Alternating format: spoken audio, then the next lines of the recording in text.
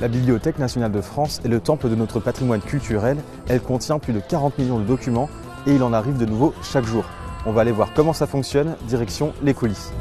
Alors nous arrivons au service courrier de la Bibliothèque nationale de France et cette première étape va consister, grâce à nos collègues du service courrier, à faire un premier tri. Puis nos équipes du département du dépôt légal vont venir chercher les livres, les périodiques qu'ils vont traiter dans leurs espaces.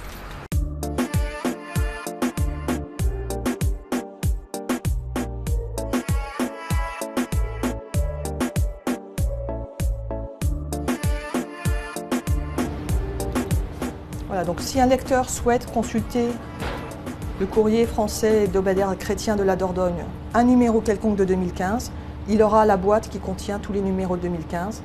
Donc par exemple, si j'ai envie de lire un journal de 1897, c'est possible? C'est possible. Là par exemple, j'ai Le Siècle, journal 1897, premier semestre. Et là, il y a eu un petit bout de restauration pour éviter que la déchirure ne s'accentue. Ça, c'est le Cinéops, donc revue mensuelle de cinéma, de 1946.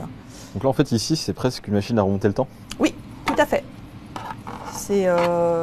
On redécouvre des designs antérieurs pour ce qui est du XXe siècle.